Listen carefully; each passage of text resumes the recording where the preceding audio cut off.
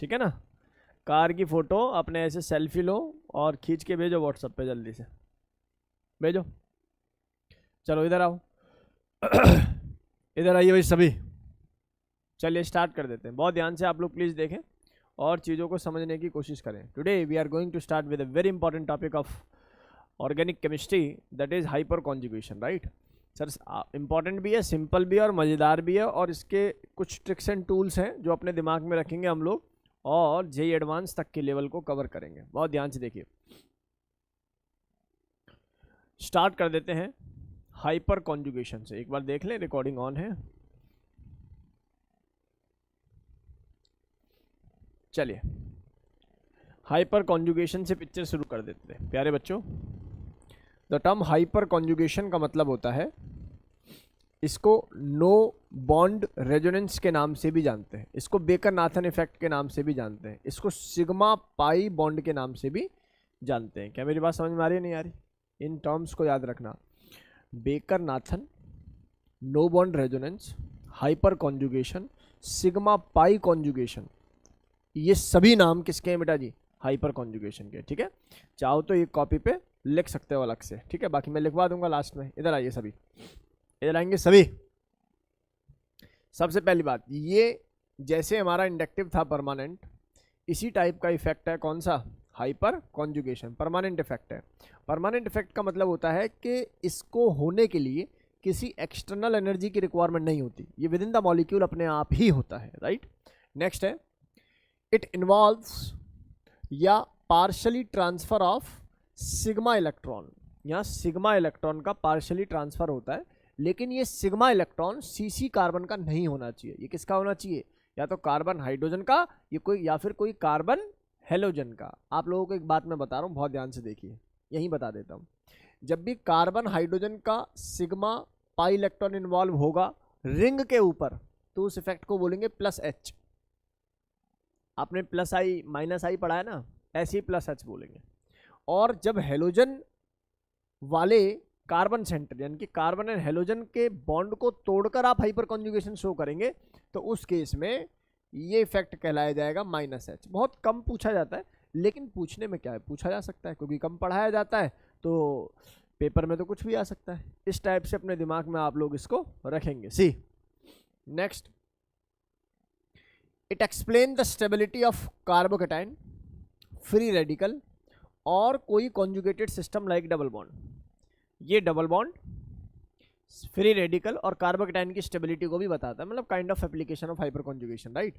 But C negative यानी कि कार्बो A9 जो है, इसके बारे में इंफॉर्मेशन नहीं देता, या मैं बोलूँ इसकी स्टेबिलिटी को नहीं बताता। उसका लॉजिक, उसका रीजन है कि आप देख पा रहे हो यहाँ इलेक्ट्रॉन का ट्रांसफर हो रहा है, और नेगेटिव में अपने आप में क्या है? नेगेटिव है, यानी कि इलेक्ट्रॉन की डेंसिटी है, तो यहाँ पर होता है रिपल्शन, और वो रिपल्शन फैक्टर की वजह से यहाँ पर रेजोनेटिंग, या मैं बोलूँ हाइपर कॉन्जुगेटिंग स्ट्रक्चर्स नहीं जनरेट होते, राइट। 3 फैक्टर बताए बेटा जी। सबसे पहली बात सर ने बताई कि इसको परमानेंट इफेक्ट बोलते हैं। दूसरी बात बताई कि यहाँ पर सिग्मा इलेक्ट्रॉन CH के या CX के इन्वॉल्व होंगे, तब उसको प्लस M या प्लस H या माइनस H के नाम से जानेंगे हम लोग। It can explain the stability of radical, cation and the double bond system. लेकिन ये जो C नेगेटिव है, यानी कि एनायनिक सिस्टम है, इसके रिपल्शन फैक्टर की वजह से इसकी स्टेबिलिटी को एक्सप्लेन नहीं कर पाता। Next, hyper conjugation effect not observe in CC single bond. समझ में आ रहा होगा कि सिंगल बॉन्ड के इलेक्ट्रॉन, जिसको हम लोग सिग्मा इलेक्ट्रॉन बोलते हैं, ऐसा नहीं कि कोई भी सिग्मा इलेक्ट्रॉन को इन्वॉल्व कर दोगे हाइपर कॉन्जुगेशन में।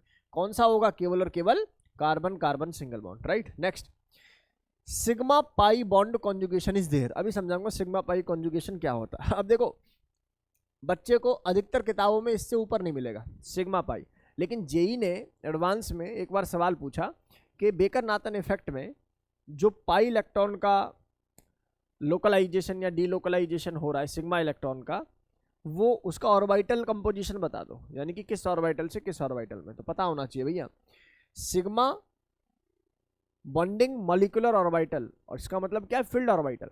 और ये कैसे मूव करता है बेटा जी? एंटी बॉन्डिंग, यानी कि anti bonding molecular orbital of pi star, यानी कि समझ रहे हो ना, पाई स्टार का मतलब ही क्या है बेटा जी? Antibonding molecular orbital, right. तो बहुत ध्यान से समझने की कोशिश करो। मैंने सेकंड पॉइंट बोला बेटा कि कार्बोकेटाइन फ्री रेडिकल और डबल बॉन्ड की स्टेबिलिटी को तो बता सकता है, एनाइन की स्टेबिलिटी को नहीं बताता, क्योंकि आप इलेक्ट्रॉन का ही ट्रांसफर कर रहे हैं और इलेक्ट्रॉन का ट्रांसफर करते हुए इलेक्ट्रॉनिक रिपल्शन होता है, राइट, इलेक्ट्रॉनिक रिपल्शन होता है। बहुत ध्यान से देखिए, अभी समझ में आ जाएगा, घबराने की जरूरत नहीं है, बहुत ध्यान से देखेंगे सभी। मेरे प्यारे बच्चों, मैं एक एग्जाम्पल के थ्रू इस डेटा को समझाने की कोशिश करता हूँ, बहुत ध्यान से देखना। सुनो सुनो, मैंने बोला ये कार्बन है, ये मेरे पास हाइड्रोजन है, ये मेरे पास हाइड्रोजन है, ये मेरे पास हाइड्रोजन है, राइट, और इसके साइड में मैंने CH2 पॉजिटिव को लगाया। आप लोग जानते होंगे, ये हम लोगों ने बहुत पहले ही पढ़ रखा है कि यहाँ पर p ऑर्बिटल रहता है, यहाँ ये पॉजिटिव चार्ज है ना। अब इतनी बातें आप लोगों को क्लियर हो गई होंगी, तो मैं एक बात और कह देता हूँ, क्या कि यहाँ से ये जो प्लस है H है, ये ऐसे प्लस में कन्वर्ट हो जाता है, और ये जो बॉन्ड है ये इधर मूव कर जाता है। आप जरा देखकर बताइए, क्या ये बॉन्ड सिग्मा इलेक्ट्रॉन्स है? क्या ये कार्बन हाइड्रोजन के सिग्मा है? आप कहेंगे बिल्कुल है, बोलो हाँ या ना। तो जब ये बॉन्ड के इलेक्ट्रॉन इधर मूव होंगे, यहाँ ही क्यों मूव हुए? क्योंकि पॉजिटिव चार्ज नजर आ रहा है, वैकेंट ऑर्बिटल नजर आ रहे हैं। बोलो बात समझ में आ रही है कि नहीं आ रही? अब सर क्या बोल रहे हैं, इस बात को सीखो। यहाँ जो सिग्मा बॉन्ड रहे होंगे उनको मैं बोलूंगा फील्ड ऑर्बिटल ऑफ बॉन्डिंग, यानी कि बॉन्डिंग मॉलिक्यूलर ऑर्बिटल है ये। और जहां ये मूव कर रहा है वो कैसे है बेटा जी? एंटी बॉन्डिंग मॉलिक्यूलर ऑर्बिटल, जो कि वैकेंट है। कैसे? Anti bonding molecular orbital. जब ऐसा होगा तो कंपाउंड के अंदर जो फॉर्मेशन होगी वो कुछ ऐसी होगी, बहुत ध्यान से देखेंगे सभी। ऐसा करने पे ये हाइड्रोजन तुम्हें ऐसे दिखाई देगा, ये ऐसे दिखाई देगा, ये ऐसे दिखाई देगा, क्योंकि इस पे तो कोई अंतर आया नहीं है। लेकिन यहाँ ये पॉजिटिव चार्ज रिएक्शन मिक्सचर में ऐसे दिखाई देगा। यहाँ डबल बॉन्ड आ गया और ये क्या हो जाएगा बेटा जी? CH2। क्या हो जाएगा? CH2। अच्छा, क्या तुम लोग ऑब्जर्व कर पा रहे हो कि यहाँ पर कार्बन की वैलेंसी पूरी है, उसके बावजूद भी हाइड्रोजन ऊपर है? क्या हाइड्रोजन और कार्बन के बीच में कोई बॉन्ड है? आप कहोगे नहीं है, लेकिन एक इंटरेक्शन, एक अट्रैक्शन तो है, जिसकी वजह से रिएक्शन मिक्सचर के अंदर ही प्रेजेंट है। और क्योंकि हाइड्रोजन अब भी एक्टिव है तो कॉन्जुगेशन फिर से शो कर सकता है। तो कॉन्जुगेशन क्या होगा? इस बार ये वाला बॉन्ड ब्रेक होगा। जब ये बॉन्ड ब्रेक होगा तो प्लस यहाँ पे आएगा। क्या गेम समझ में आ रहा? नहीं आ रहा? और उससे अगली बार क्या होगा बेटा जी? ये वाला बॉन्ड ब्रेक होगा और यहाँ पर आप देख रहे हो नो बॉन्ड रेजोनेंस बनेंगे। तो यहाँ पर 3 हाइपर कॉन्जुगेटिंग स्ट्रक्चर बन सकते हैं। मैं आप लोगों के लिए तीनों बना देता हूँ। कुछ नहीं करना, बस हाइड्रोजन को हटाते चले जाओ, जैसा है वैसा इसको बनाते चले जाओ। बोलो गेम समझ में आ रही है कि नहीं आ रही? बता दो। तो इस तरीके से हमारे पास एक सिस्टम और बन जाएगा ऐसा कि ये H है, ये कार्बन है, ये H है और यहाँ प्लस है और यहाँ डबल बॉन्ड है और ये CH2। बोलो बात समझ में आई या नहीं आई? किसी ने पूछा कि यहाँ पर कितने हाइपर कॉन्जुगेटिंग स्ट्रक्चर्स हैं, तो आप बोलोगे 1, ये 2, ये 3। एक बात आपको बतानी है, अगर यहाँ पर 3 हाइपर कॉन्जुगेटिंग स्ट्रक्चर्स हैं तो मैं नोट डाल के आप लोगों के लिए एक बात लिख देता हूँ। क्या? ये हम हर किसी में लिखा है, it is kind of no bond resonance. और रेजोनेंस के केस में हम लोगों ने एक बात आपको सिखाई थी, क्या?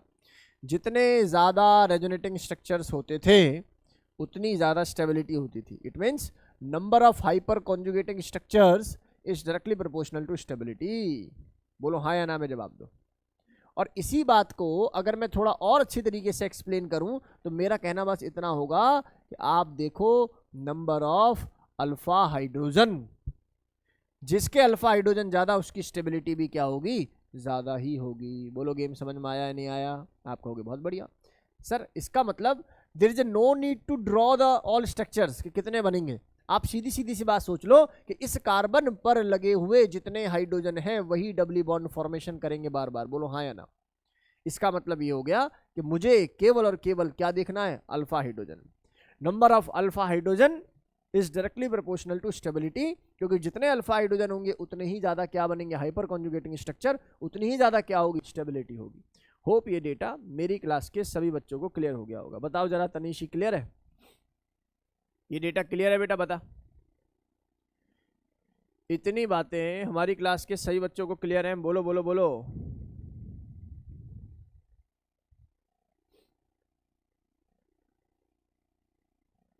सर सेकंड सी के H पार्टिसिपेशन नहीं करेंगे? सेकंड सी कहाँ है? हाँ ये करेंगे ना बेटा, इस वाले के नहीं करेंगे। ये तो सिस्टम हो गया। पॉजिटिव क्या होगा, कैटायनिक सिस्टम हो गया, इसके साथ वाले कार्बन को बोलते हैं अल्फा कार्बन, ठीक है ना। पॉजिटिव हो गया, नेगेटिव हो गया, रेडिकल हो गया, डबली बॉन्ड हो गया, इन सब के साथ वाली कार्बन को हम लोग क्या बोलते हैं, अल्फा कार्बन, राइट। लेकिन नेगेटिव का यहाँ पर हम लोग लेकर नहीं चलते, क्योंकि उसका लॉजिक, उसका रीजन मैं पहले ही डिस्कस कर चुका हूँ। चलो, इतनी बातें हमारी क्लास के बच्चा लोगों को क्लियर होगी, अच्छी तरीके से एक्सप्लेन। चाहो तो स्क्रीनशॉट ले लो।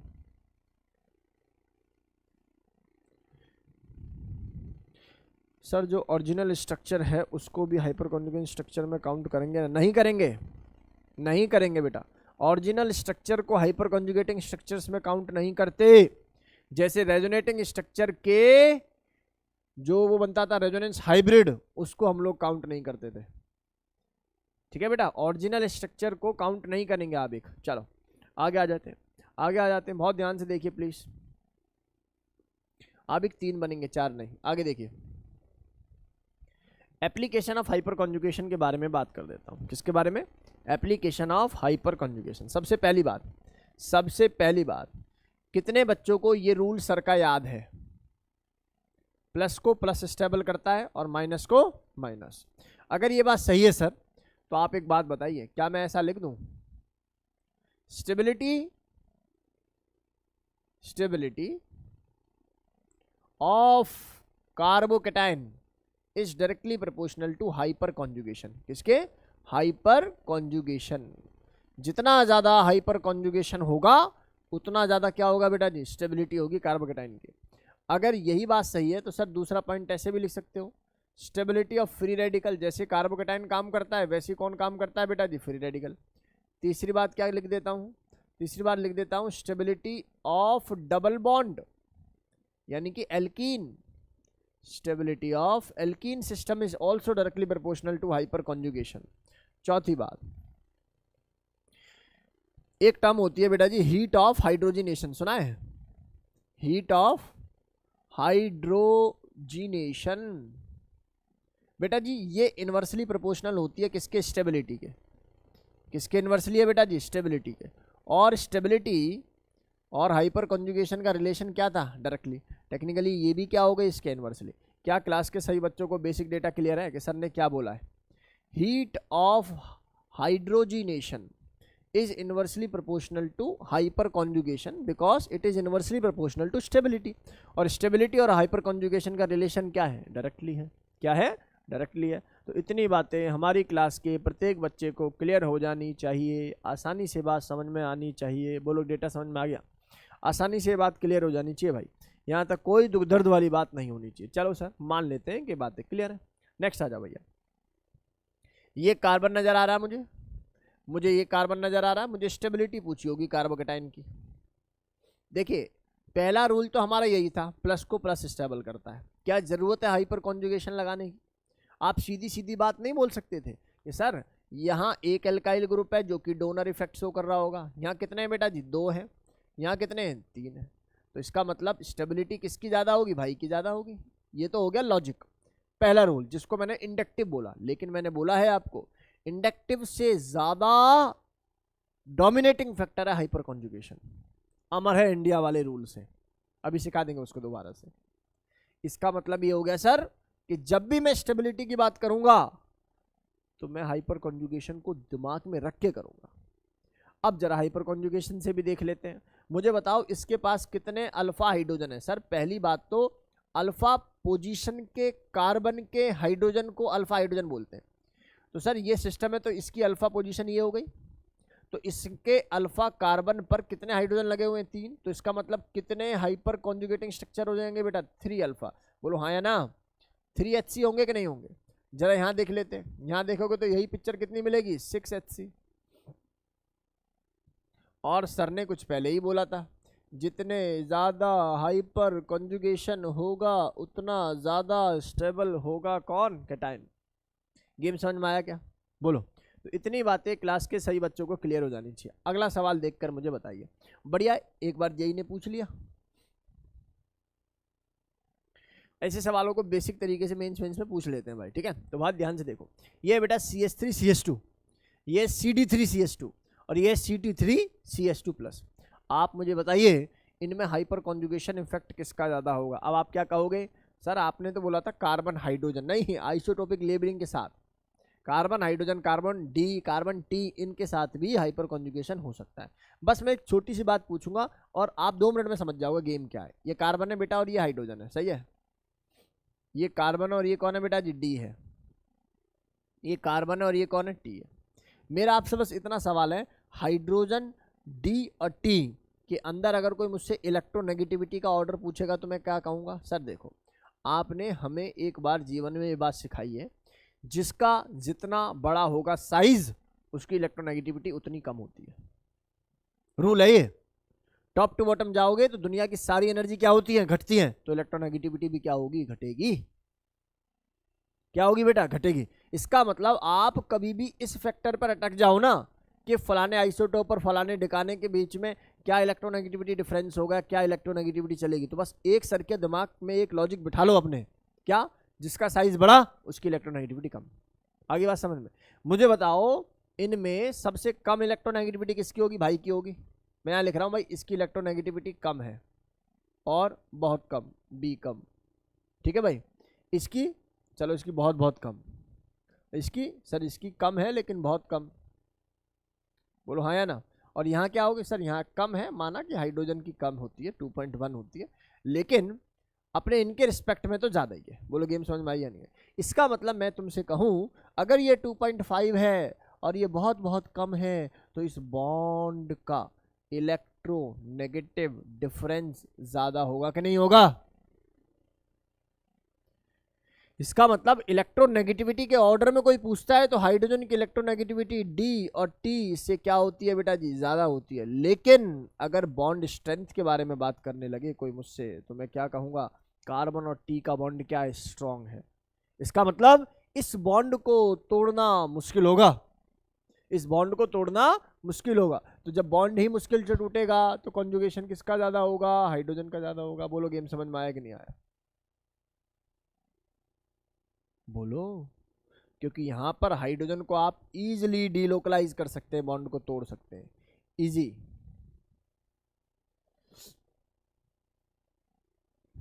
बोलो गेम समझ में आया कि नहीं आया? हाइड्रोजन के बॉन्ड को आप इजीली ब्रेक कर सकते हो, लेकिन कार्बन टी के बॉन्ड को इजीली ब्रेक नहीं कर सकते, क्योंकि वहां पर इलेक्ट्रोनेगेटिविटी डिफरेंस ज्यादा है। इलेक्ट्रोनेगेटिविटी डिफरेंस ज्यादा होने से क्या बढ़ जाता है, स्टेबिलिटी बढ़ जाती है, स्ट्रेंथ बढ़ जाती है। अरे बोलो गेम समझ में आ रहा कि नहीं आ रहा? तो ये डेटा क्लास के सभी बच्चों को समझ में आ जाना चाहिए। चलो ये बातें क्लियर हो गई होगी, आप चाहो तो इसका स्क्रीनशॉट ले लो। डन। चलो नेक्स्ट, इधर आएंगे सभी।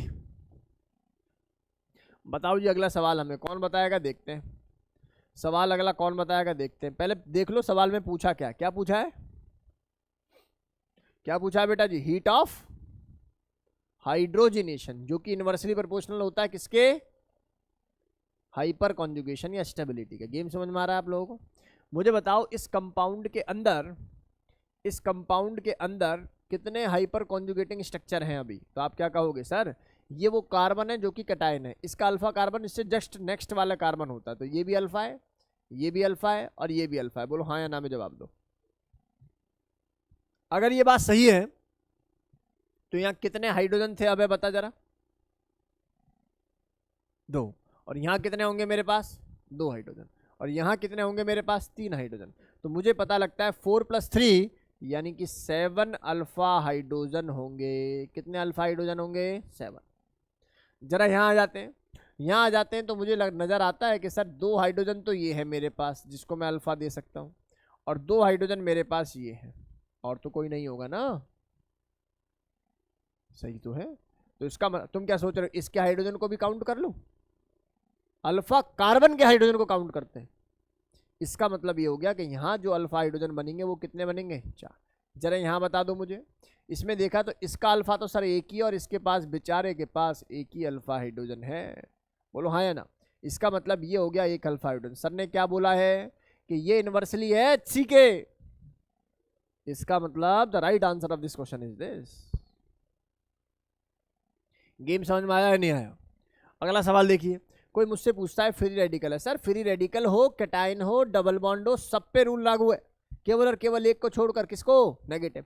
मान लो इन्हीं सवालों के बीच में एक नेगेटिव दे देता मैं, तो भाई अपना माथा घुमाते फिर इंडक्टिव लग जाता। नेगेटिव को नेगेटिव स्टेबल करने लगता है, नेगेटिव को नेगेटिव इफेक्ट क्या करता है, स्टेबल करता है। ये पुरानी बातें हैं। इसका मतलब यहाँ तो गेम समझ में आ रहा है। सर एचओसी पूछा है, सर यहाँ पर कितने अल्फा हाइड्रोजन नजर आ रहे हैं मुझे, 9 अल्फा हाइड्रोजन। यहाँ कितने अल्फा हाइड्रोजन नजर आ रहे हैं मुझे, 6 अल्फा हाइड्रोजन। यहाँ कितने अल्फा हाइड्रोजन नजर आ रहे हैं, 3 अल्फा हाइड्रोजन। तो सर गेम बहुत प्यारा है सर। एचओसी एचओएच पूछा था, heat of hydrogenation. Game clear है दिलीशा, क्लियर? बता बेटा। 100% क्लियर है, यहाँ तक कोई डाउट वाली बात नहीं होगी। चलिए आगे देखते हैं। स्टेबिलिटी का ऑर्डर लिख के दिखाइए भैया, बहुत ही सिंपल सी बात तुम्हें सिखाई है। स्टेबिलिटी का ऑर्डर सोचो भाई, arrange into the order of their stability. Stability के ऑर्डर में इन बातों को अरेंज करना है। स्टेबिलिटी के ऑर्डर में इन बातों को आप लोगों को अरेंज करना है। सोचो सोचो सोचो सोचो सोचो, कैसे होगा सवाल। देखिए सबसे पहले मैं बता देता हूं कि यहां पर कौन लगा होगा बेटा, CH3 और ये CH3। अच्छा आप टाइम ले लो, जब तक आप टाइम लो। कुछ बच्चों की शिकायत होती है, सर आप टाइम देते नहीं हो, सर जल्दी जल्दी कर देते हो चीज़ों को। चलो मैं तो ऐसे ही बता रहा हूँ, आप लोग मुझे आंसर बताएं। इसका नाम दे दो ABCDEF, है ना, ABCDEF है ये। सोचो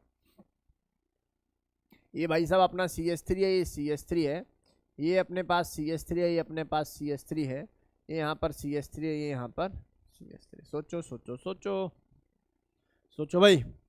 tell me the right answer of this question, do fast. इस सवाल का सही उत्तर दें भाई, बोलो भाई बोलो, ऑनलाइन वाले बच्चों। चलिए करा दें। देखो यार बड़ा सिंपल है जीवन, कुछ नहीं करना है इसमें, बस आप लोगों को हाइपर कंजुगेटिंग स्ट्रक्चर्स निकालने तो स्टेबिलिटी बतानी है। यानी कि हाइपर कंजुगेशन स्ट्रक्चर्स की क्या होगी, ये डायरेक्टली प्रोपोर्शनल। कैसी होगी, डायरेक्टली। देखो जरा ध्यान से, इधर आ जाएंगे सभी और सीखने की कोशिश करें चीज़ों को। देखो भाई मुझे बताओ कितने अल्फा हाइड्रोजन नजर आ रहे हैं, अबे आप बताओ, चलो कितने, 12। तो 12 alpha hydrogen is there. Okay जरा यहाँ बताएगा मुझे कौन, इधर बताएंगे मुझे कौन, कितने अल्फा हाइड्रोजन नजर आ रहे हैं आप लोगों को। सर यहाँ मुझे नजर आ रहे हैं 9, दिखाई दे रहे हैं भाई सभी को।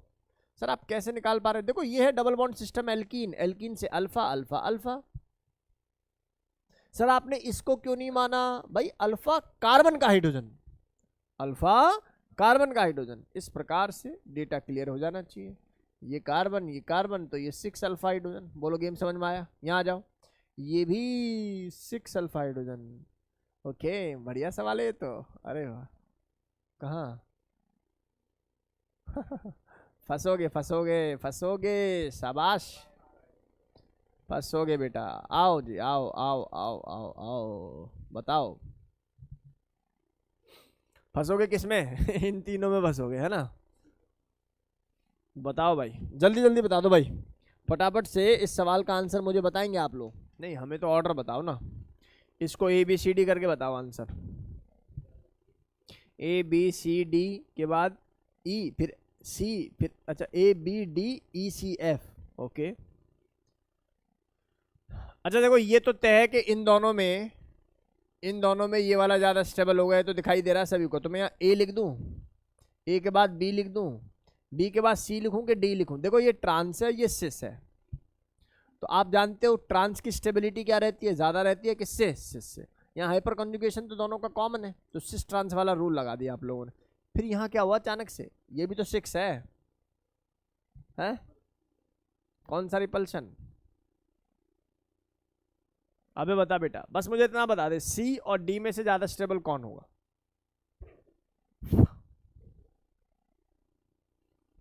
हाँ भाई C और D में ज्यादा स्टेबल कौन होगा, ऑनलाइन वाले बच्चों जो बाद में देखेंगे वो भी बताओ भाई, कौन ज्यादा स्टेबल होगा। वीडियो को पॉज करो और जल्दी से बताओ। D होगा, D होगा। लो गलत हो तुम लोग, खत्म हो तुम लोग। सर बल्कि ग्रुप का रिपल्शन होगा 3rd में। अच्छा फिर बाद में देखो होशियार बच्चे कह रहे हैं सर बल्कि ग्रुप का रिपल्शन होगा ना 3rd में, फिर आगे लेगा क्वेश्चन मार्क। देखा बड़े जबरदस्त बच्चे हमारे, वाह बेटे शाबाश। तोपों की सलामी मिलनी चाहिए तुम लोगों को। नहीं आप ना बिल्कुल बच्चे रहते हैं कि सर देखो हमने तो बोला था, पूछा है हमने तो। देख बच्चा देखो होगा क्या, सुनो होगा क्या, होगा ये कि देखो ये जो सिस्टम है ना, सुन लो, ये जो भाई सिस्टम है, इस सिस्टम के अंदर ये बॉन्ड इधर मूव करेगा, करेगा कि नहीं करेगा। इधर मूव करेगा तब यहाँ बनेगा कैटायन। ये बात सही है? कुछ तो बोलो। अब फिर इस कैटायन को देखकर हाइपर कॉन्जुगेशन हो रहा होगा, हाँ या ना? लेकिन आप ये देखो यहाँ पर जो नेगेटिव बना है और सेम केस यहाँ पे हो रहा होगा। जब यहाँ पर ये पिक्चर चलेगी, जब यहाँ पर ये पिक्चर चलेगी तो फिर ये नेगेटिव कहाँ बनेगा भैया? यहाँ बनेगा। इस तरीके से बनेगा कि नहीं बनेगा भाई? ये H+ निकलेगा ना यहाँ से, तो ये क्या बनेगा? नेगेटिव बनेगा। अब इस नेगेटिव को ये प्लस चार्ज है जो कि दिया जा रहा है, और इस नेगेटिव के पास ऐसा कोई प्लस चार्ज नहीं है। नेगेटिव को नेगेटिव स्टेबल करता है और नेगेटिव को नेगेटिव नहीं, यहाँ प्लस आ रहा है। इसका मतलब which one is more stable? C, then D, then E, then F। गांठ बांधो इस सवाल की।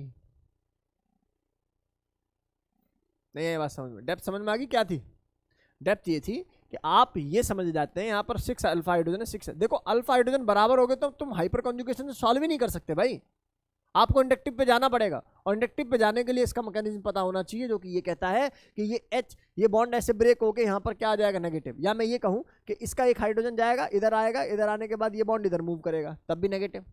तो जो नेगेटिव चार्ज आया है उसकी स्टेबिलिटी देखो। ऊपर वाले में नेगेटिव के साथ हाइड्रोजन लगा हुआ है, जबकि नेगेटिव के साथ एल्काइल ग्रुप लगा हुआ है। एल्काइल ग्रुप का काम होता है इलेक्ट्रॉन को डोनेट करना और नेगेटिव को अनस्टेबल कर देना। क्या बात समझ में आई या नहीं आई भाई? सवाल ये थोड़ी था हाइपर कॉन्जुगेशन के ऑर्डर में अरेंज करो, सवाल क्या था? स्टेबिलिटी के ऑर्डर में अरेंज करो। नहीं पल्ले पड़ा, सुंदर सवाल है। इस टाइप के एक्सेप्शंस को लिख लिया करो। नेक्स्ट इधर आ जाओ, यहाँ आ जाओ। इस सवाल में बताओ भाई, मुझे बताओ क्या तुम्हें ये कार्बन, ये कार्बन, ये कार्बन, ये कार्बन दिखाई दे रहा है? और क्या इस सिस्टम के अराउंड तुम्हें कितने अल्फा हाइड्रोजन नजर आ रहे हैं? आप कहोगे सर देखो ये रहा तुम्हारा सिस्टम, ये रहा अल्फा, ये रहा अल्फा। बोलो गेम समझ में आया? बोलो। और इसके अनुसार देखूंगा तो बेटा जी कितने हाइड्रोजन नजर आ रहे हैं मुझे? यहाँ 2 यहाँ नजर आ रहे हैं, 2 यहाँ नजर आ रहे हैं, और ये कितने नजर आ रहे हैं बेटा? अच्छा, टेक्निकली 8 अल्फा हाइड्रोजन नजर आ रहे हैं। बोलो हाँ या ना? अगर ये सिस्टम है तो इसकी अल्फा पोजीशन ये है, अल्फा ये है, अल्फा ये है, 4 ये और 3 वो, 10 हो गए नीचे वाले। अच्छा 4 और 6 10, ठीक है 10। इधर आ जाओ। अरे समझ में आ रहा है बात? नहीं आ रही भाई बताओ? तो ये डेटा हो गया हमारे पास 10 अल्फा हाइड्रोजन का, 10 अल्फा हाइड्रोजन। अगला कितना हो जाएगा बेटा जी? अगले देखोगे 3 और 4, ये 7 अल्फा हाइड्रोजन। इधर आ जाओ। ये तो सिस्टम ये हो गया, तो इसके लिए एक अल्फा हाइड्रोजन कार्बन ये है और एक हाइड्रोजन आपका ये है, तो 4। क्या पूछा था? ये कोई बेसिक सा सवाल नजर नहीं आ रहा? हाँ ये तो बेसिक सवाल है। बोलो गेम समझ में आया कि नहीं आया? बोलो। इतनी बातें क्लास के सभी बच्चा लोगों को क्लियर हो जानी चाहिए भाई, आसानी से ये बातें आप लोगों को समझ में आ जानी चाहिए। ये कह रहे हैं HC observe at ortho and para position in benzene like molecule. HC observe at ortho and para position in benzene like molecule. मैंने बोला बेंजीन के अंदर ऑर्थो पैरा पोजिशन पर भी हम लोग क्या देख लेते हैं? हाइपर कॉन्जुगेशन, प्लस और माइनस वाला इफेक्ट, राइट? सुनो, मेटा पोजीशन पे नहीं होता, जैसे इसको बोलते हैं नो बॉन्ड रेजोनेंस। याद है रेजोनेंस किस पे नहीं होता था? मेटा पे। ऐसे ही हाइपर कॉन्जुगेशन मेटा पर नहीं होगा, राइट? सी ये मुझे सिस्टम नजर आ रहा है, ये तो सर कॉमन वाली बात है सर, सब में ही कॉमन है। अब इसके पैरा पोजीशन पे कितने अल्फा हाइड्रोजन नजर आ रहे हैं मुझे? 3। यहाँ बताओ जरा सर, इस पर देखा तो सर एक ही नजर आ रहा है। ऐसा नहीं है कि इनको भी काउंट करने लगो, फंस जाओगे। बोलो गेम समझ में आ रहा है कि नहीं आ रहा? बता दो। तो यहाँ पर कितना नजर आया मुझे? 3। यहाँ पर कितना नजर आ रहा है मुझे? 1 अल्फा हाइड्रोजन। 1 आ रहा है, 1 आ रहा है ना? यहाँ कितना नजर आ रहा है मुझे? 2 अल्फा हाइड्रोजन। यहाँ कितना नजर आ रहा है? 0। ऑर्डर में अरेंज करने के लिए बोला था, तो क्या दिक्कत है? क्या बोलोगे सर? पहले नंबर पे कौन होगा? ए ही होगा। दूसरे नंबर पे कौन होगा? सी होगा, फिर बी होगा, फिर डी होगा। क्या समस्या है इसमें? ठीक है, बोलो गेम समझ में आया नहीं आया? इतने डेटा हमारी क्लास के सभी बच्चों को क्लियर हो जाना चाहिए। आगे देखो भाई, इस सवाल के अंदर बताओ, इस सवाल के अंदर स्टेबिलिटी का ऑर्डर बताओ। तो आप क्या कहोगे? सर मेटा पोजीशन है। मेटा पोजीशन है तो हाइपर कॉन्जुगेशन का कोई लेना देना नहीं। आगे बात समझ में? जब मेटा पर हाइपर कॉन्जुगेशन का लेना देना नहीं है तो फिर तो नॉर्मल रूल लगेगा कि इस प्लस को कौन स्टेबल करता है? प्लस। और ये कौन सा इफेक्ट है बेटा जी? प्लस ही तो है। आप बताओ कौन सा डोनर इफेक्ट है ये? प्लस। करेगा कि नहीं करेगा? बोलो। और यहाँ अगर मैं बात करूँ भाई, रेजोनेंस तो नहीं हो सकता ना यहाँ पर। यहाँ अगर मैं बात करूँ तो यस, यहाँ कौन सा इफेक्ट हो जाएगा, डोनर ग्रुप होगा, होगा कि नहीं होगा। तो इसका मतलब यहाँ पर प्लस एच बी होगा। और कौन सा इफेक्ट होगा बेटा जी यहाँ पर, इसके चक्कर में, क्योंकि ये प्लस है ना, तो ये कौन सा इफेक्ट शो करने लगेगा बेटा जी, पैरा पोजीशन पे, तो प्लस एच बी शो करने लगेगा। नहीं आई बात समझ में। तो कोई पूछ रहा था इसकी स्टेबिलिटी का ऑर्डर बता दो, क्या बताओगे सर, देखो इसमें तो कोई ग्रुप नहीं है, तो लास्ट में आने वाला है ए। इसके बाद कौन आने वाला है बेटा, इन दोनों में ज्यादा स्टेबल कौन होगा, ये वाला, क्योंकि प्लस को कौन स्टेबल करता है, प्लस, और यहाँ दो प्लस लग रहे हैं। इसका मतलब यहाँ पर बी, उसके बाद कौन आ जाएगा सी। मतलब जिस ऑर्डर में लिखा हुआ है इसी ऑर्डर में डेटा आना चाहिए। समझ में आया, बोलो भाई, क्या ये डेटा हमारी क्लास के सभी बच्चों को क्लियर है, आसानी से क्लियर हो जाना चाहिए। अगला देखो, मैं कह रहा हूँ जो ऑर्डर ऑफ हाइपर कॉन्जुगेशन है, चाहे वो प्लस है चाहे वो माइनस है, वो देखो माइनस तो हम केवल और केवल किस में देखते हैं, हेलोजन में। और हेलोजन में भी याद रखना, जिस हेलोजन का बॉन्ड कार्बन से जल्दी टूटेगा उसका माइनस एच क्या होगा, ज्यादा होगा, सीधी सी बात है। और यहाँ पर मैंने आप लोगों को पहले ही बता दिया था डेटा क्या है मेरे पास, क्लियर है। एक सवाल मेरे दिमाग में उपज रहा है काफी देर से, तो अभी फिलहाल मैं इसको पूछ ही लेता हूँ। दिमाग कह रहा था अभी रहने दे, बाद में पूछ लियो, पहले इस टॉपिक को पढ़ा ले।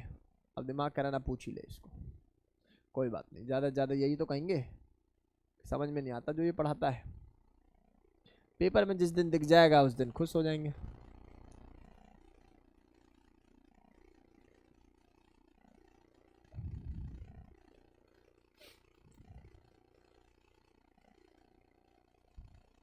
बताओ stability, arrange in order of their stability.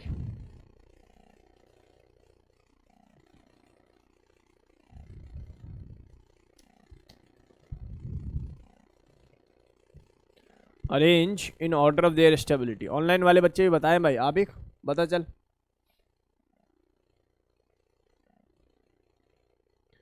Arrange in order of their stability, stability का ऑर्डर में अरेंज कीजिए, फर्स्ट या सेकंड है, रुक जाओ, पहला, वाह, नोबेल प्राइज तुम्हारे पास ही। अगला देखो बेटा, ये कैटायन है, कैटायन की अल्फा पोजीशन बताओ। आप कहोगे सर ये रही अल्फा, ये रही अल्फा, यहाँ तो सर CH3 ग्रुप है सर, यहाँ कोई हाइड्रोजन है ही नहीं, यहाँ है नहीं। कितने बच्चे कह रहे हैं एक हाइड्रोजन होने की वजह से एक अल्फा हाइड्रोजन यहाँ पर होगा, एक भी नहीं होगा। कौन सा रूल है, ब्रेथ रूल। क्या कहता है कि ब्रिज हेड पोजीशन पर डबल बॉन्ड नहीं आता, क्योंकि आप इस हाइड्रोजन को हटाओगे तो डबल बॉन्ड यहाँ आएगा कि नहीं आएगा, बोलो। अरे गधो, यहाँ डबल बॉन्ड लगाना पड़ेगा नहीं लगाना पड़ेगा, जब ये H जाएगा यहाँ से। तो इसका मतलब क्या हो गया, इसका मतलब ब्रिज हेड पोजीशन पर डबल बॉन्ड नहीं आता स्टेरिकली क्लाउड की वजह से, रिपल्शन की वजह से। गेम समझ में आया। इसका मतलब कोई यहाँ कह दे एक अल्फा हाइड्रोजन, बस 2 मिनट में उसके 0 अल्फा हाइड्रोजन होंगे। मतलब यहाँ पर कोई रेजोनेंस जैसा, हाइपर कंजुगेशन जैसा फिनोमेना काम ही नहीं करेगा। और यहाँ अगर मैं बात करूं तो सर ये तो नहीं होगा, ये होगा सर, इसका अल्फा पोजीशन में देखो एक हाइड्रोजन है। हाँ, यहाँ कह सकते हो कि सर यहाँ पर एक अल्फा या एक हाइपर कॉन्जुगेशन स्ट्रक्चर होगा, इसलिए इसकी स्टेबिलिटी क्या होगी ज़्यादा। बोलो गेम समझ में आया नहीं है बेटा, ब्रेथ रूल है। 8 मेंबर से ज़्यादा कार्बन रिंग पर अगर ब्रिज हेड पर डबल बॉन्ड आ रहा तभी स्टेबल होता है, ठीक है ना। इसको एक बार मैं समझा भी दूँ। ब्रेथ रूल पढ़ा दिया, नहीं पढ़ाया अभी, चलो सिखा देंगे उसको, कुछ मुश्किल नहीं हो। गेम समझ में आया आप लोगों को पक्का, यहाँ तक कोई दिक्कत वाली बात नहीं होनी चाहिए। आसानी से ये डेटा क्लास के सभी बच्चों को क्लियर हो जाना चाहिए। बहुत बढ़िया, बहुत सुंदर, बहुत बढ़िया। आप लोगों के मॉड्यूल्स तैयार हो गए भाई। कक्षा 11th के बच्चों अपने मॉड्यूल सेंटर से ले लीजिएगा, राइट। आपके मॉड्यूल्स भयंकर तरीके, मतलब ऐसे सब ठीक नहीं लगते टीचर को, ज़बरदस्त, बहुत ज़बरदस्त तरीके से है ना। जेई एडवांस का पैटर्न अलग, जेई मेंस का पैटर्न अलग, नीट का पैटर्न अलग, बढ़िया तरीके से सजा सजा के सवाल जो है आप उसमें जो है रखे गए। और आप लोग जानते हो कि हम सवाल के लिए ही जाने जाते हैं, ठीक है। थ्योरी तो कोई भी पढ़ सकता है, कहीं से पढ़ सकता है, लेकिन मेन चीज़ होती है ना जो दिमाग को एक्सप्लोर करती है, वो है सवाल। जिसके पास सवालों का ज्ञान है ना वो नहीं अटकता, जिस पे थ्योरी है वो अटकेगा। देखो भाई, गेम समझ में आया पक्का। नेक्स्ट मैं कह रहा हूँ 2 4 5 मिक्स सवाल मैंने आप लोगों को दिए हैं। मिक्स्ड क्वेश्चंस ऑन अमर है इंडिया। अमर है इंडिया जानते हो, aromatic system is more stable than meso than reso, एक ही बात होती है, हाइपर कंजुगेशन एंड इंडक्टिव। ये ऑर्डर है बेटा, प्रायोरिटी ऑर्डर है। क्या है ये? प्रायोरिटी ऑर्डर है कि अगर आप कहीं एरोमेटिक भी लग रहा है, इंडक्टिव भी लग रहा है, इंडक्टिव से अलग आंसर आ रहा है, एरोमेटिक से अलग आंसर आ रहा है, तो बताइए विच वन इज फेवर? एरोमेटिक। कौन सा फेवर होगा? एरोमेटिक। गेम समझ में आया? जरूर बता बेटा। अब देख अगले सवालों के आंसर मुझे देना शुरू कर। मैं पूछ रहा हूँ एसिडिक स्ट्रेंथ का ऑर्डर बताओ, तो आप लोग क्या सोचोगे? सर COH ग्रुप देख लो ना बेंजीन के ऊपर, तो समझ जाना सबसे पहले अपनी आंखें टिका देना किसके ऊपर? अपनी आंखें लगा देना ऑर्थो इफेक्ट के ऊपर। गेम समझ में आया नहीं आया? तुम्हें लगेगा अच्छी तरीके से कि भैया NO2 ग्रुप पैरा वाला ज्यादा स्टेबल, ज्यादा इलेक्ट्रोनेगेटिव, ज्यादा फलाना, ज्यादा डिकाना। Answer is first, because of ortho effect. और ऑर्थो इफेक्ट की प्रॉपर वीडियो बनाई हुई है बच्चों, जाके देख लेना। ऐसे मॉलिक्यूल C डबल बॉन्ड हो, ऐसे होता है प्लेन में जो कि कंजुगेशन कर रहा होता है, ऑर्थो ग्रुप आने की वजह से वो आउट ऑफ द प्लेन हो जाता है, फिर कंजुगेशन ब्रेक हो जाता है। इसका मतलब उस केस में NO2 ग्रुप कंजुगेशन को ही ब्रेक कर देता है। कंजुगेशन को ब्रेक करने का मतलब H+ आयन का जल्दी से निकलना है। आगे बात समझ में? ये डेटा पुराना है, जाके एक बार देखोगे मजा आएगा उसमें। इधर आओ, इसमें आ जाओ जरा, स्टेबिलिटी ऑर्डर बताओ जल्दी से भाई। ये वाला OH ग्रुप नजर आ रहा है तुम्हें, और ये प्लस है, प्लस को कौन स्टेबल करता है? प्लस। माना इसका जो इफेक्ट होगा वो +H +M तो होगा ही होगा, प्लस M तो इफेक्ट होगा ही होगा, +H तो नहीं होगा। क्यों नहीं होगा? क्योंकि सर ये सिंगल बॉन्ड ऑक्सीजन वाला है, वहाँ सिंगल हाइड्रोजन या हेलोजन वाला होता है, ठीक है ना। तो +M होगा, और कौन सा इफेक्ट होगा बेटा जी? -I, क्योंकि ऑक्सीजन है, खींचने का भी काम करेगा। यहाँ आ जाओ, इस केस में सर यहाँ पर ना -I होगा, प्लस नहीं होगा। क्यों? क्योंकि सर आपने ही सिखाया है कि रेजोनेंस इफेक्ट नहीं होता मेटा पोजीशन पर, मेटा पोजीशन पर रेजोनेंस इफेक्ट नहीं होता। पैरा पे आ जाओ सर, पैरा पे तो बढ़िया तरह से होगा सर, यहाँ +M भी अच्छा होगा, या -M भी अच्छा होगा। अब बस इतनी सी बात है, तुमसे कोई पूछे which position is more active, ortho and para, तो आप क्या आंसर दोगे? Sir para. अनटिल अनलेस वहां कौन ना हो? ऑर्थो इफेक्ट ना हो। कौन ना हो? Ortho effect. और ऑर्थो इफेक्ट किसके लिए देखते हैं? अब कार्बोक्सिलिक एसिड के लिए। किसके लिए? कार्बो। कुछ किताबों में ऐसा मेंशन है कि SO3H के लिए भी देख लेते हैं, ठीक है ना, वो बाय डिफॉल्ट प्रिंटिंग मिस्टेक हुई होगी, दैट इज उसके लिए नहीं देखते। ये बात समझ में? केवल और केवल किसके लिए देखते हैं हम लोग? कार्बोक्सिलिक एसिड के लिए, ठीक। किताबें सब बोलती हैं, बस कोई पढ़ने वाला हो, कोई पढ़ाने वाला हो। A B C के ऑर्डर अगर मैं ऑर्डर में अरेंज करूं तो मुझे ऐसा लगता है कि एसिडिक स्ट्रेंथ का ऑर्डर सबसे ज़्यादा किसका होगा? C का, उसके बाद A का, उसके बाद B का। बोलो गेम समझ में आया? सही बोला ना मैंने भाई? प्लस को कौन स्टेबल कर? अच्छा, स्टेबिलिटी का ऑर्डर है या एसिडिक स्ट्रेंथ का ऑर्डर है? स्टेबिलिटी का है। हाँ, तो वो भी सेम रहेगा, वो भी क्या रहेगा? सेम ही रहेगा। CAB का ऑर्डर जो है होना चाहिए। CAB का ऑर्डर होना चाहिए। चेक करो जल्दी से, बताओ जल्दी से मुझे आंसर सही है क्या? बिल्कुल सही है, ठीक है ना भाई। स्टेबिलिटी ऑफ कार्बोकेटाइन का ऑर्डर है stability, right, order of stability. अगला देखो भाई, नेक्स्ट सवाल दिखाई दे रहा है आप लोगों को? क्या पूछा है? एसिडिक स्ट्रेंथ बताओ। चलो बताओ, इन दोनों में से ज्यादा एसिडिक कौन है? यहाँ भी बता दो एसिडिक स्ट्रेंथ। चलो, बढ़िया सवाल है तीनों। और अभी देख, इस टाइप के सवालों में फंसते हैं बच्चे। सर बी में हमने ये कैसे डिसाइड किया कि CH2 पॉजिटिव से निकलेगा और OH से नहीं? कहाँ बी? इसमें OH से नहीं, मतलब हाइपर कॉन्जुगेशन वाली बात कर रहे हो? आप एक हाइपर कॉन्जुगेशन की बात कर रहे हो क्या? देखो, हाइपर कॉन्जुगेशन का तो गेम ही कार्बन हाइड्रोजन बॉन्ड का होता है या कार्बन हेलोजन बॉन्ड का होता है। आप एक समझ में आया मैं क्या कह रहा हूं बेटा? हाइड्रोजन कहाँ से निकलेगा?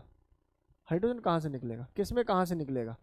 इस वाले सवाल में, इधर सेकंड क्वेश्चन की बात कर रहे हो क्या? बी पार्ट की। हाइड्रोजन निकलेगा क्यों? एसिडिक स्ट्रेंथ के बारे में बात नहीं करनी, स्टेबिलिटी के बारे में बात करनी है। Stability of carbocation, stability of carbocation. अब एक स्टेबिलिटी ऑफ कार्बोकेटाइन, राइट। चलो आगे आ जाओ, इधर आ जाओ। एसिडिक स्ट्रेंथ इसमें बताओ।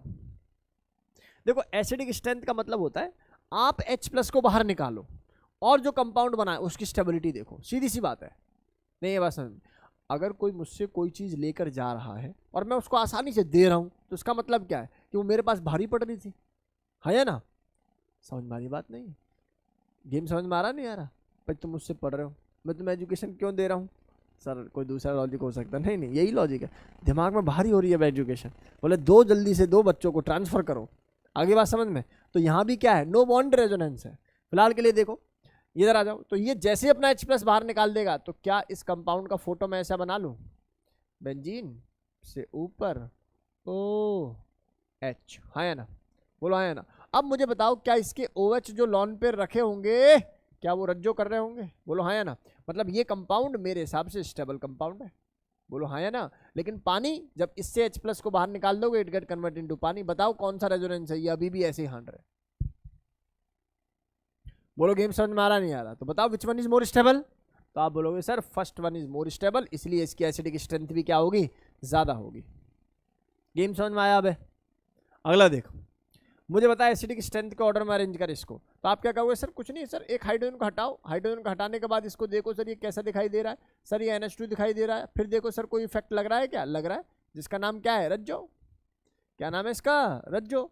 और रज्जो लग गया तो मतलब स्टेबिलिटी आ गई। यहाँ आ जाओ सर, यहाँ हाइड्रोजन को निकालो सर, जब यहाँ हाइड्रोजन को निकालोगे तो अमोनिया बन जाएगा। Ammonia is highly reactive, ammonia is highly reactive. तुम्हारी आंखों के पानी को खींचने में सक्षम है कौन? Ammonia, because of hydrogen bonding, आंसू गैस। गेम समझ में आ रही है नहीं आ रही? तो ये बातें क्लास के सभी बच्चों को क्रिस्टल क्लियर होनी चाहिए भाई, ये बातें क्लास के सभी बच्चों को बिल्कुल क्रिस्टल क्लियर होनी चाहिए, कैसे ये डेटा सिखाया जा रहा है। ठीक है, नेक्स्ट, पता लग गया दोनों में से कौन ज़्यादा एसिडिक होगा? बता, फर्स्ट और सेकंड में से विच one is more acidic? First one is more acidic then second. मतलब जल्दी से H+ आयन देगा ताकि स्टेबल हो जाए, अमोनियम आयन बोलते हैं इसको, एनिलीनियम, अमोनियम। इस टाइप से 12th क्लास के अंदर जो है कंटेंट आपको सिखाया जाता है। सी नेक्स्ट है, ये सुंदर सवाल है अपना, बिल्कुल ट्रिपल स्टार फॉर्मूला। चलो ट्रिपल स्टार क्वेश्चन है, करो एसिडिक स्ट्रेंथ के ऑर्डर में अरेंज करो। जो बच्चा करेगा अतिशय प्रिय होगा भाई, जो स्टूडेंट इस सवाल का आंसर हमें देगा वो बहुत प्रिय बच्चा होगा भाई। आप जानते हो कि यहाँ पर कौन कौन लगा रखा है सर ने? हाइड्रोजन हाइड्रोजन लगा रखे। चलो भाई, arrange into the order of their acidic strength. कोई भी बच्चा करेगा अतिशय प्रिय होगा भाई, जल्दी जल्दी कर दो फटाफट से, टाइम ले लो, पर इसको सवाल को आंसर को सही करना है आप लोगों को। बच्चे आंसर दे रहे हैं ADBC, ठीक है, इसको नंबर दे देते हैं, नंबर दे देते हैं, मान लो इसको A, ये B, ये C और ये D। बताओ आंसर। एक बच्चा कह रहा है सर ABCD, ओके, तनीशी और आबिक ABCD, और आबिक क्या कह रहा है तुम्हारा? ADBC सेम है, सेम सेम सबका सेम रहेगा, है ना? एक मत चलोगे। रेजोनेंस फर्स्ट वाले में रेजोनेंस ज़्यादा, बहुत बढ़िया।